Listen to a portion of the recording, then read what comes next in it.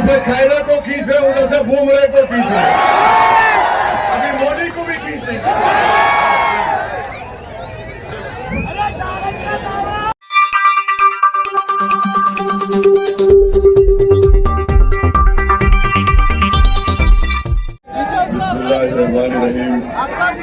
Medina और आकीन, मैं सबसे पहले आप तमाम का शुक्रिया अदा करता हूँ कि आपने अपना कीमती वक्त निकालकर आज के इस मजलिस इत्तेहादुल मुस्लिमीन के इंतखाबी जलसे में शिरकत की। मेरे अजीज दोस्तों, बुजुर्गों, मैं जब बिहार में इंतखाबी मुहिम के लिए गया था, मेरे भाई मोहतरम जनाब अख्तरुल ईमान के लिए, तो अख्तरुल ईमान साहब की तकारीर बड़े ही बसीरत अफरोज होती है और अख्तरुल ईमान साहब की तकारीर में वो हमेशा एक शेर अपनी तकरीर के शुरुआत में कहते थे या तकरीर के अख्ताम पर कहते थे। मैंने अख्तर भाई से कहा जरा उस शेर लिख कर दे दीजिए, तो मैं अपनी तकरीर का आगाज उस शेर से करता हूं और शायद आपको समझ में भी आ जाएगा कि फूल नफरत का हम महाराष्ट्र के चमन में खिलने नहीं देंगे। फूल नफरत का फूल नफरत का हम महाराष्ट्र के चमन में खिलने नहीं देंगे। फूल निशान किसका है? मित्रों का है ना। नान खालिया नहीं खा के आए शायद। जरा गर्मी दिखाओ प्यारे। फिर से बोल रहा हूं, फूल नफरत का अपने महाराष्ट्र के चमन में खिलने नहीं देंगे। तीर अदावत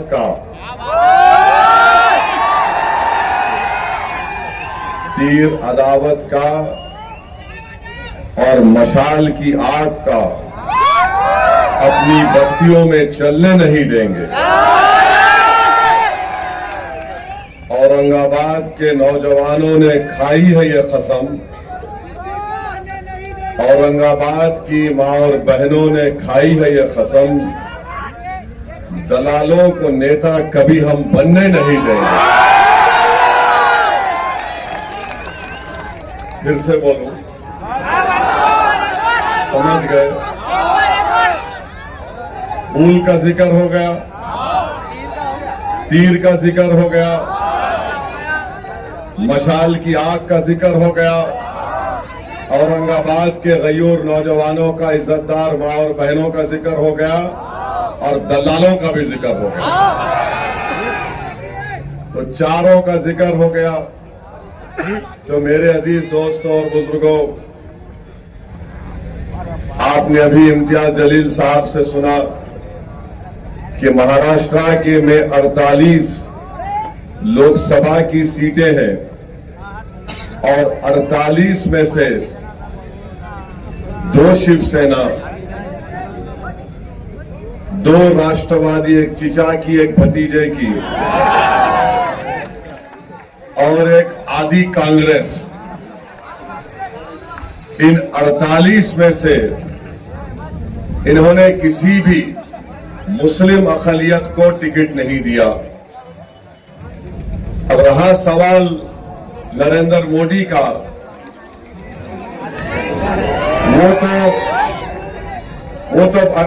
वो तो एक अजीब जबान में बात कर रहे हैं। तो 48 में से 2 राष्ट्रवादी चिचा भतीजे की, 2 शिवसेना, एक तीर अदावत का, एक मशाल जिसमें आग है और आदि कांग्रेस, एक को भी नहीं दिए। और ये मैं नहीं कह रहा हूं, बल्कि उन्हीं के इंडिया अलायंस के लोग कह रहे हैं कि महाराष्ट्र में 1 करोड़ मुसलमान है और एक को भी टिकट नहीं दिए। ये बात आपको सोचना है, औरंगाबाद की आवाम को, कि जो पार्टी 48 में से एक को टिकट नहीं दे सकती, वो किस बुनियाद पर औरंगाबाद को आकर कह रही है कि इम्तियाज जलील को हराओ।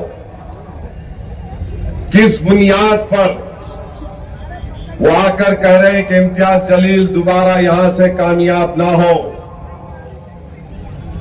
मैं आपके दरमियान में खड़े होकर कह रहा हूं कि 30 साल के एक लंबे अरसे के बाद आपका इत्तेहाद, आपका सियासी शऊर, आपकी मेहनत और आपकी इज्जत नफ्स ने, जो आपने मुत्तहदा अपने के कोर्ट का इस्तेमाल मजलिस इत्तेहादुल मुस्लिमीन के लिए इस्तेमाल किया, 30 साल के बाद इम्तियाज जलील कामयाब हुआ, तो ये तमाम एक हो गए। 2 शिवसेना, 2 राष्ट्रवादी, बीजेपी और आदि कांग्रेस के 48 में क्या रिजल्ट आता 47 में परवाह नहीं, मगर यहां से इम्तियाज जलील नहीं जीतना। तो मालूम हुआ कि सबका एक ही मकसद है कि महाराष्ट्र के सब चुनाव एक तरफ, मगर औरंगाबाद से इम्तियाज जलील कामयाब ना हो। तो मेरी आपसे गुजारिश है कि जब दुश्मन और मुखालिफ ताकतें मुत्तहिद हो चुकी है कि आपको कामयाबी से रोका जाए। इम्तियाज जलील एक शख्सियत नहीं है, इम्तियाज जलील एक नाम है, मगर वो इम्तियाज जलील आप तमाम है। आपके हर घर में इम्तियाज जलील है, आपके सामने आपका बेटा इम्तियाज जलील है, आपके सामने हर वो शख्स जो नफरत को मिटाना चाहता है औरंगाबाद से, वो इम्तियाज जलील है। हर वो शख्स जो हिंदू मुस्लिम इत्तेहाद को मजबूत करना चाहता है, वो इम्तियाज जलील है। जो दलितों को जुल्म से बचाना चाहता है, वो इम्तियाज जलील है। जो दंगरों को उनका मुकाम दिलाना चाहता है, वो इम्तियाज जलील है। जो मराठाओं को उनका इंसाफ दिलाना चाहता है, वो इम्तियाज जलील है। बताओ, इन औरंगाबाद में इन सब को लेकर चलने वाले का अगर कोई नाम है तो इम्तियाज जलील है। और ये तमाम पार्टियां ये नहीं चाहती कि इम्तियाज जलील कामयाब हो जाए। तो मेरी आपसे गुजारिश है कि इस बार भी 13 मई के दिन आपको अपना एक वोट का सही इस्तेमाल करना है। पतंग के निशान पर बटन दबाना है, तीर अदावत का आग जो मशाल में है, इनको शिकस्त देना है। और आपने जो तारीख बनाई थी, उस तारीखी सफर को आपको जारी और सारी रखना है। और चौथी बात यह है कि ये जो शिवसेना का उम्मीदवार क्या कहता था, 30 साल 21 साल एमपी था, कहता था क्या खान या बान, क्या बान होना, खान या बान। आप लोग मुत्तहिद हुए ना आप लोग? आप में इत्तेहाद है? जोर से बोलो, इत्तेहाद है? तो आपका इत्तेहाद जो कल तक खान बान बोलता था कि मैं हिंदुत्व का नेता हूं, पहली कामयाबी आपको ये मिल गई कि 30 साल में कभी ईदगाह क्या थी नहीं मालूम था, तुमने उसको मजबूर कर दिया ईदगाह पर बुलाकर। अरे नमाज की दावत दे रहा हूं। ईदगाह पर आया नहीं आया? अब आपका सियासी शऊर इतना बढ़ गया कि आप वो जान चुके कि अब औरंगाबाद की आवाम एक बार इत्तेहाद की ताकत को महसूस कर ली। अब वो इम्तियाज जलील को दोबारा कामयाब करेंगे। तो उसने क्या किया? उद्धव ठाकरे ने कहा, तू अपनी जबान से बोल क्या बोल? जमात में चलो। मस्जिद में जाकर जो नमाज पढ़ते उनका दिल अच्छा रहता। तो आपने कहा दिल तो इम्तियाज को दे चुके, तो उसने कहा कि जो लोग नमाज मस्जिद के पास आके पढ़ के फूंकते, का पानी बोला ना, पढ़ के फूंकते। खैरे मैं अभी यहां पे हिजबुल बैतुल कुर्सी पढ़ के फूका हूं। माने आपका इत्तेहाद इतना ताकतवर है। मैं आपके सियासी शऊर को सलाम करता हूं कि जो खान बान कहता था, हिंदुत्व का नेता अपने आप को कहता था, जिसने 21 साल में कभी औरंगाबाद के दलितों के लिए, धनगरों के लिए, मराठाओं के लिए, मुस्लिम अकलियत के लिए, ईसाइयों के लिए, सिखों के लिए कोई काम नहीं किया, आज वो मजबूर है इसलिए कि खैरे जानता है उसका आखिरी इलेक्शन 2019 में हो गया, अब यहां से सिर्फ वापसी होने वाली है। और जो लोग ये बोल रहे नहीं दिल्ली का इलेक्शन है, हम क्या गिल्ली डंडा खेल रहे थे 5 साल से? दिल्ली का इलेक्शन है। अरे दिल्ली का इलेक्शन में औरंगाबाद से जाना है दिल्ली को। क्या बताओ उद्धव ठाकरे, तुमने ट्रिपल तलाक के कानून की तायीद की नहीं? तायीद की? तुमने CAA कानून की तायीद की? तुमने UAPA कानून की तायीद की? और UAPA का कानून पूरी दुनिया का दहशतगर्दी का सबसे बदतरीन कानून उद्धव ठाकरे ने तायीद की। ट्रिपल तलाक का कानून शिवसेना ने, उद्धव ठाकरे ने तायीद की। और ऐसा कानून जो हमारे मुस्लिम महिलाओं के लिए नाइंसाफी का बाइस बन गया। CAA का कानून तायीद किए। किसने उस कानून को मोदी के 303 MPओं के सामने खड़े होकर कहा, ए मोदी तेरा यह काला कानून उसको फाड़ते नहीं मानते इसको? उद्धव ठाकरे ने तायीद की। अच्छा खैरे बोलते मस्जिद की बड़ी तारीफ कर रहा खैरे, तो बोल खैरे, मैं पूरी आवाम की तरफ से बोल रहा हूं, 6 दिसंबर तूने गुनाह किया था या नहीं किया था? बोल बोल खैरे, बोलो उद्धव ठाकरे, बोलो आदित्य ठाकरे, बोलो शरद पवार, बोलो अजीत पवार, बोलो अभी कांग्रेस, बोलो नरेंद्र मोदी। मैं इम्तियाज जलील भारत की पार्लियामेंट में खड़े होकर असदुद्दीन ओवैसी ने कहा था, बाबरी मस्जिद जिंदाबाद, बाबरी मस्जिद जिंदाबाद, बाबरी मस्जिद जिंदाबाद। ये फर्क है, ये फर्क है। वो मस्जिद के पास आकर बोल रहे, पढ़ के फूंकते, नमाज पढ़ लो। मेरे भाई 5 साल में इतना हो गया, आइंदा क्या क्या हो सकता सोचो आप। आइंदा क्या क्या हो सकता है? क्या हो सकता है आइंदा? क्या पड़ेगा? क्या पड़ेगा? मैं नहीं बोल रहा हूं, तुम बोल रहे। ईदगाह पे आ गया, 6 दिसंबर से ईदगाह पे आ गया, ईदगाह से मस्जिद पे आ गया, मस्जिद से नमाजियों पे आ गया, फिर वो रहा पढ़ के फूंकते। अब आइंदा का कदम क्या है? 4 महीने क्या है?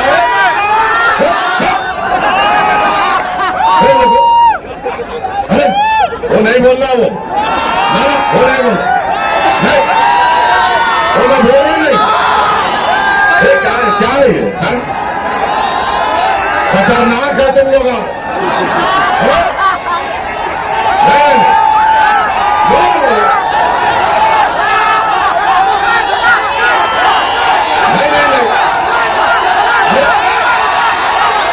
48 लोकसभा की सीट में से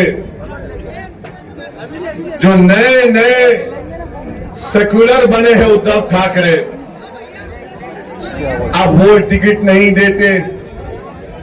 मोदी तो खैर उन्होंने डिसाइड कर लिए, हमको घुसपैठी बोल दिए और मोदी ने कह दिया कि मुस्लिम खवातीन ज्यादा बच्चे पैदा करते। मोदी ने कह दिया कि हिंदू बहनों के गले से मंगलसूत्र छीनकर मुसलमानों को दिया जाएगा। मेरे भाई एक बात समझो, जिस दिन उद्धव ठाकरे को मुख्यमंत्री बनने की कुर्सी मिल जाएगी, जिस दिन उद्धव ठाकरे को अपने बेटे की पॉलिटिकल फ्यूचर की तमानियत मिल जाएगी, उस दिन उद्धव ठाकरे सबको भूल जाएंगे। उस दिन सबको भूल जाएंगे। क्या क्या आपने नहीं लिखा अपने अखबार में कि मुस्लिम माइनॉरिटी को उनके वोट का हक छीन लेना चाहिए। आज आप आकर यहां पर ऐसे लोग भी हैं जो कह रहे हैं ऊपर देखो नीचे मत देखो, दिल्ली का इलेक्शन है। अरे बाबू, ऊपर देखे तो पतंग, नीचे देखे भी तो पतंग है इंशाअल्लाह ताला। 48 लोकसभा की सीट में आपने क्यों नहीं दिया? देना था मुंबई से, देना था नागपुर के पास से, क्यों नहीं दिया आपने? आपने इसलिए नहीं दिया क्योंकि जानते हैं कि मुस्लिम अक़लियत के पास कोई विकल्प नहीं है, वो हालत मजबूरी में वोट देंगे। मगर ये भूल गए कि ये 2024 है। अब महाराष्ट्र के दलितों के पास, महाराष्ट्र के दंगारों के पास, महाराष्ट्र के वंचित समाज के पास एक विकल्प है और वो MIM पार्टी है। अब आप ये नहीं समझ सकते कि हम जिसको चाहे खड़ा करेंगे ये समाज इनको दे देगा। इससे आपको एक पैगाम मिलता है कि औरंगाबाद की सीट जो आपकी है, जो औरंगाबाद की आवाम की है, चाहे किसी समाज का हो, वो आपकी इज्जत को छीनना चाहते हैं। इम्तियाज जलील को हराने का मतलब यह है कि आपकी इज्जत को छीनना चाहते हैं, आपके इज्जत नफ्स को छीनना चाहते हैं, आपके इत्तेहाद को पारा पारा करना चाहते हैं। तो मेरे अजीज दोस्तों और बुजुर्गों, इन ताकतों को मौका मत दीजिए। अब वो दूसरा शिवसेना का कैंडिडेट है, क्या नाम उनका?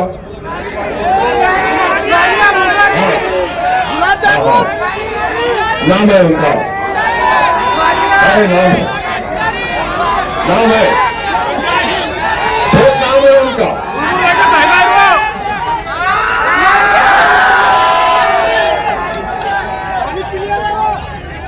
झूम रे झूम बराबर झूम। उन लोग खुद जोक बनाते हैं उसके ऊपर। और मेरी नजर में मैं शराब को कुत्ते का पेशाब बोलता हूं। मेरा डेमोक्रेटिक राइट है मेरा। अब उन्होंने एक है, उन्होंने जोक बनाते हैं उसके ऊपर। मेरे भाई, एक तरफ घूम रहे और एक तरफ और झूम रहे, दूसरी तरफ खा रहे, और एक बीच में एक शरीफुल नफ्स, एक मासूम चेहरा रखने वाला आपका खादिम इम्तियाज जलील। आप तीनों की तस्वीर को सामने रखो, भूमरे, खैरे और इम्तियाज जलील, और आपको पता चल जाएगा कि भाई इन दोनों को देखे तो डर लग रहा, इसको देखे तो अपना लग रहा। तो अपनों का साथ दो, देंगे ना आप लोग? इंशाअल्लाह। तारीख को पूरा एक होकर साथ देंगे ना आप लोग? और जो लोग कटिंग करने पे आए, मत करो, मत करो। मैं तुमसे अपील कर रहा हूं, मैं तुम्हारे अच्छे के लिए बोल रहा हूं। तारीख में तुम्हारा नाम खराब हरूफ में लिखा जाएगा। औरंगाबाद की जब सियासी तारीख लिखी जाएगी तो लोग तुम्हारे नाम को इज्जत से नहीं लेंगे। आप एक थे, एक हैं और एक रहेंगे इंशाअल्लाह ताला। लोग बार बार मीडिया के लोग सवाल करते कि भाई आप इंडी अलायंस में क्यों नहीं गए? 3 मर्तबा इम्तियाज जलील ने अवामी तौर पर स्टेटमेंट दे दिया कि हम लोग अगर बातचीत करेंगे तो हम तैयार हैं, मगर ये लोग बातचीत करने को भी तैयार नहीं थे। मैं आपको एक वाकया सुनाता हूं। एयरपोर्ट पर बैठा हुआ था मैं, आज से चंद दिन पहले मेरे बाजू एक बहुत बड़े इंडी अलायंस के नेता एयरपोर्ट पर देखे। मैं एयरपोर्ट की गेट के पास बैठा हुआ था, वो मेरे बाजू आकर बोले, बहुत बड़े नेता उनके, बोले ऐसी साहब हाउ आर यू? बोले कैसे? अब मैं बोला ये कहां सुबह सुबह भला बैठूं? बोला साहब एयरपोर्ट जनता का है, पूछना क्या है, बैठो। आप लोग तो जहां नहीं बैठना वहां जाके बैठ गए। बोले क्या मतलब? मेरा शिवसेना के बाजू बैठ गए। खैर बैठे, बैठ के मेरी बहुत तारीफ किए। आप क्या भाषण देते? मैं दिल में सोच रहा था कि मैं क्या खवाल हूं। फिर बोले आप पार्लियामेंट में दलाइल के साथ तकरीर करते।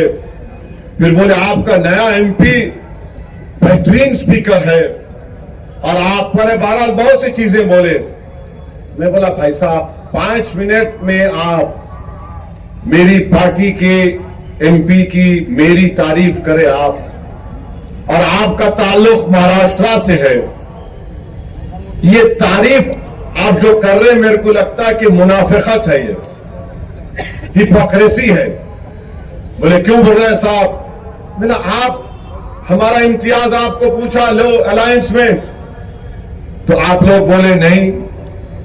बोले नहीं ओवैसी साहब ऐसा है, अगर आपको हम ले लेंगे तो हमको जो है दूसरों का वोट नहीं मिलता, हमको दूसरों का वोट नहीं मिलता। मैं सुन के ताज्जुब कर रहा था इस शख्स को कि अभी बैठकर कह रहा था कि हिंदुस्तान के संविधान को तुम बचा रहे हो, ऐसी तुम बाबा साहेब अम्बेडकर के ख्वाबों को पूरा करने की बात करते, हम तुम्हारी इज्जत करते। मैं सुन रहा था उनकी गुफ्तगू और कह रहे थे कि नहीं वोट नहीं मिलता है, वो फुला हो जाएगा। मुझे भी बड़ी तकलीफ हुई क्योंकि औरंगाबाद में तो इम्तियाज जलील को सबका वोट मिला। इम्तियाज जलील सिर्फ एक समुदाय का नेता तो नहीं है, इम्तियाज जलील को सबने कामयाब किया। खैर वो चले गए, मेरे दिमाग पर एक बोझ सा हो गया। मैं अल्लाह से दुआ कर रहा था कि अल्लाह ये सब बातें मुझे सुनना पड़ता परवरदिगार। तो उतने में मेरे पीछे से एक खातून और उनका बेटा उठकर आए और उस खातून ने कहा बेटे असद। मैं एकदम आंख खोला और देखा, बोले बेटे असद मैं तुम्हारी इसकी बातें सुन रही थी और मुझे तकलीफ हुई इसकी बातें सुनने के बाद, मगर मेरे बेटे तुम सच्चाई पर हो और तुम यकीन जानो कि हम सब तुम्हारे साथ हैं। इनकी बातों को लेकर तुम तकलीफ मत उठाओ, तुम जहनी बोझ का शिकार मत हो जाओ। मैंने अपने बेटे से कहा कि अगर मैं मर भी जाऊंगी तो तुम असदुद्दीन ओवैसी का साथ नहीं छोड़ना। मेरी आंख में आंसू आ गए, मेरी आंख में आंसू आ गए। मैंने कहा कि अगर आप गैर महरम नहीं रहती तो मैं आपके पैरों को छू लेता। तो उस औरत ने कहा इधर आ बेटे, और मेरे सर पर हाथ रखा। मेरे आंख से भी 2 कतरे आंसू के निकल गए उस खातून की आंख से बेशुमार आंसू निकलते गए और बार बार मुझसे कहा, मैं इसकी गुफ्तगू सुन रही थी, मेरा कलेजे में दर्द हो रहा था कि मेरे बेटे को बाजू बिठाकर तारीफ भी करके आज वो कह रहे हैं कि तुमको खरीब आने नहीं देंगे। मेरे भाई, जब कभी भी मैं औरंगाबाद को आता हूं और दौरे करता हूं, जिनका मेरा उनका कोई रिश्ता नहीं है, जिनको मैं पहचानता भी नहीं, और जब घरों से हमारी मां और बहनें रो रो कर कहती है, ऐसा कहती है कि तुम कामयाब हो गए, जब नौजवान कहता है कि भाई कुछ भी हो जाओ हम तुम्हारा साथ नहीं छोड़ेंगे, ज़ईफ लोग बुला बुला कर बोलते कि असदुद्दीन हस्बुनल्लाह नेमल वकील का विर्द करते रहो, तो खुदा की कसम मैं तुम्हारे दरमियान में खड़ा होकर कह रहा हूं, मुझे किसी की जरूरत नहीं है, अल्लाह और तुम लोग काफी हो, अल्लाह और तुम लोग काफी हो। ये क्या कर लूंगा इन लोगों के पास जाकर, शायद मुझे शोहरत मिल जाए या कोई मंत्री या पोस्ट मिल जाए, मुझे नहीं चाहिए मेरे भाई। तुम्हारे दिलों में अल्लाह ने मोहब्बत पैदा की, तुम्हारे आंख में आंसू आ जाते जब मजलिस का जिक्र होता, यही सबसे बड़ी दौलत है, यही सबसे बड़ी दौलत है, यही सबसे बड़ी नेमत है अल्लाह की। मैं फिर से कह रहा हूं तुम्हारे दरमियान में, मैंने अपने घर में भी कहा कि अगर मुझे मौत आ जाए तो मुझे औरंगाबाद के किसी कब्रिस्तान में ले जाकर दफना देना, मुझे औरंगाबाद की जमीन से इतनी मोहब्बत है। मैं जज्बात में लाने को नहीं कह रहा हूं, नहीं मालूम इस जमीन में क्या चीज है कि बहुत यहां पर एक रूहानी सुकून मिलता है। अल्लाह तुम्हारे इस जज्बे को सलामत रखे, डरने और घबराने की जरूरत नहीं है, अल्लाह हमारे साथ है, अल्लाह हमको कामयाब और कामरान करेगा। अरे ये लाख आ जाए कोशिश कर ले, मुझे यकीन है कि मराठा लोग जो पार्लियामेंट में देख चुके इम्तियाज जलील को कि जिसने मराठाओं के आरक्षण की बात की, धनगर समाज के लोग ये जानते हैं कि इम्तियाज जलील ने बेलौस उनकी राय और इंसाफ की बात की, दलित समाज के लोग जानते हैं कि पीठ खंजर में इंडिया अलायंस ने थोपा, बुलाकर डाइस पर जलसा कराकर उनका हाथ छोड़ दिया, मगर हम में इत्तेहाद नहीं हुआ, मगर हमने दलित पॉलिटिकल एम्पावरमेंट के लिए, बाबा साहेब अम्बेडकर के ख्वाबों को पूरा करने के लिए, और बाबा साहेब अम्बेडकर का जो एहसान हम पर है, हमने वहां से अकोला में तायीद का ऐलान किया, हमने आनंदराव अम्बेडकर साहब की सीट पर तायीद का ऐलान किया। कोई कुछ भी कह ले, मगर हम हमेशा से ये बात कहते आ रहे हैं कि वंचित समाज को एक होना पड़ेगा, और वंचित समाज जब एक होगी तभी हकीकी मानों में इंसाफ मिलेगा। मोदी का भाषण तो तुमने सुना होगा, अब आप अंदाजा लगाइए, मुल्क का वजीर आजम है, 133 करोड़ जनता का वजीर आजम है। सुन तो लो, वो मालूम सुनो, दुनिया डबल मीनिंग निकालते हर बात का, डरा दिए मेरे को शुरू में। अरे अडानी का नाम करो, ये क्या है ये? तो सुनिए, एक मुल्क का वजीर आजम भारत की अल्पसंख्यक समाज को घुसपैठी कह रहा है। आप लोग घुसपैठी है? आप लोग घुसपैठी है? हमारी मां और बहनें आप घुसपैठी है? अब जितने घुसपैठी नहीं हाथा उठाओ, दीवार पे बैठने वाले भी उठाओ, दीवार नहीं गिरती, मैं हूं ना। वहां छत पे खड़े रहने वाले उठाओ, डाइस पे बैठने वाले उठाओ, आप लोग घुसपैठी है? हाथा नीचे।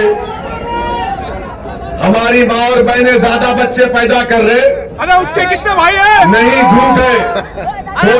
ये टोटल फर्टिलिटी रेट गिरा है, मुस्लिम बहनों का, बेटियों का TFR गिरा है, मोदी झूठ बोल रहे। अब एक और सवाल पूछूंगा, हाथा उठाना। क्या आपको पसंद है कि किसी हिंदू बहन के गले से मंगलसूत्र उतार कर अपने जेब में रखना? आपको पसंद है? जैसे बोलो, आपको पसंद है? ये मोदी का काम है, ये उसका काम है। मोदी आप का। सुनो, अब जरा आप सुनो आतो औरे पे आतो ठहरो। अब आपको मालूम होगा कि 5 साल में हमारी मां और बहनें बैठी हुई है, 5 साल में 19 से 24 के दरमियान में भारत की महिलाओं ने, ये पॉइंट जरा मीडिया नहीं कैरी करेगा, आप लोग इसको वायरल करेंगे ना, करना। ये पॉइंट मीडिया डरता जरा मोदी से, हम उनके बाप से नहीं डरने वाले। तो 5 साल में भारत की महिलाओं ने, रिजर्व बैंक ऑफ इंडिया का डेटा है कि 1 लाख करोड़ रुपए का सोना गिरवी रखाकर पैसे लिए। 1 लाख करोड़। अब बताइए मोदी, ये महिलाओं से मोहब्बत है आपकी?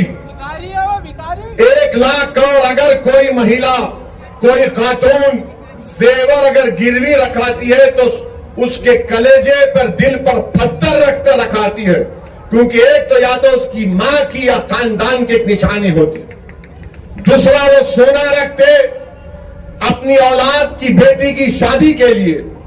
और जब गिरवी रखाते तो किसी का एक्सीडेंट हो गया, शादी कराना है, या बच्चे को बाहर भिजाना है, या कहीं फीस देना है, नरेंद्र मोदी 1 लाख करोड़ का सोना गिरवी रखा है महिलाओं ने। मेरे अजीज दोस्तों और बुजुर्गों, मगर मोदी कहते हमको जिहादी। आप लोग जिहादी है? जिहादी है आप लोग? मेरे को तो दिन रात बोलते रहते, मगर आवाम को गाली देना एक देश का वजीर आजम है। आप बताइए मेरे अजीज दोस्तों और बुजुर्गों, क्या मुल्क का हाल नरेंद्र मोदी कर दिए? आप बताइए, कल अगर CAA NPR NRC होगा तो क्या उद्धव ठाकरे आकर ठहरेंगे औरंगाबाद में? अगर CAA NPR NRC होगा तो उसके माने क्या है कि अगर डॉक्टर गफ्फार कादरी, हमारे इम्तियाज जलील और हमारा ये दलित नेता भाऊ दो,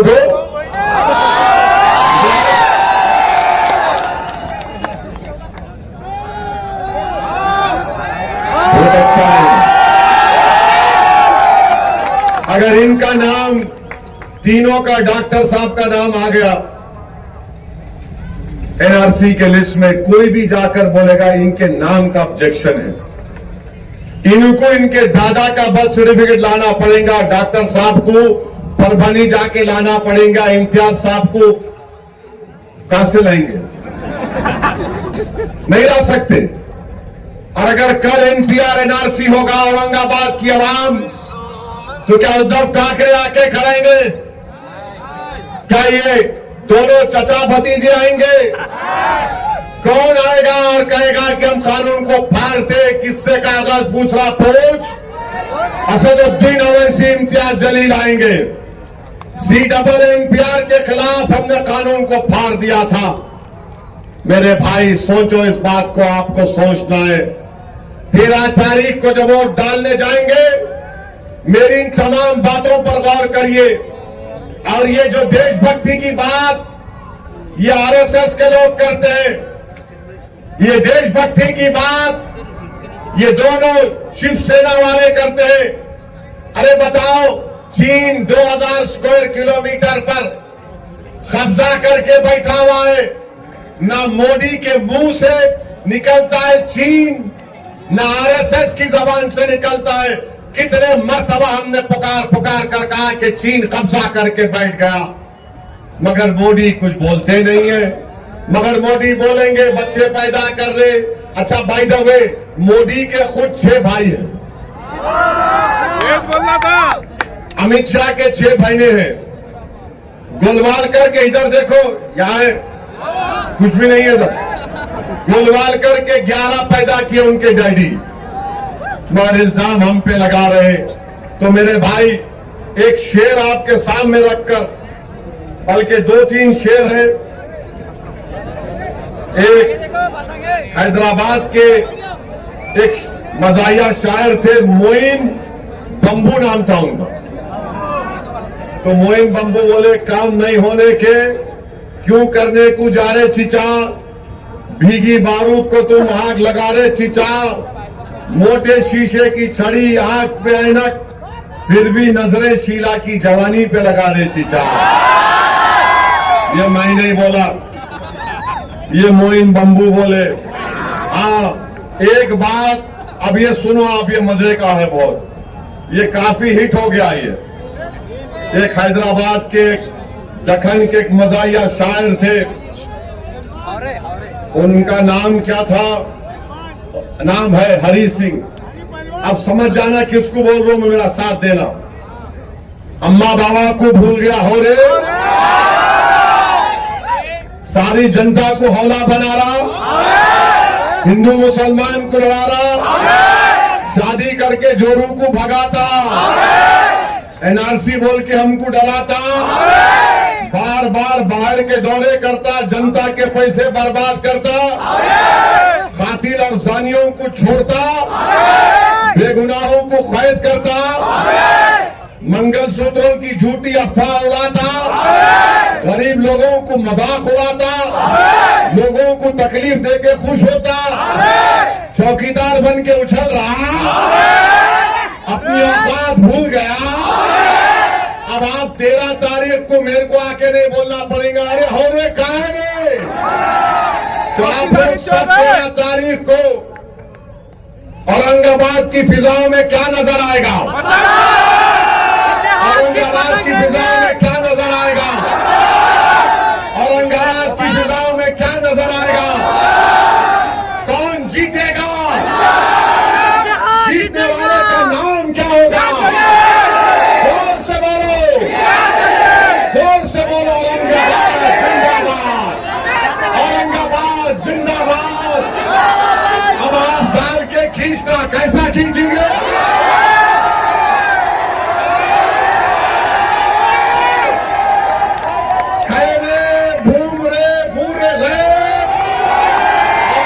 जलील को कामयाब करिए।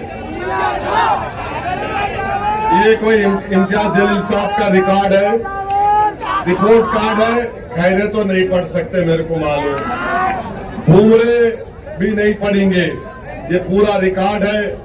देखिए 5 साल में 1.5 साल तो कोविड था, इम्तियाज साहब का ये रिपोर्ट कार्ड है, इसका जरूर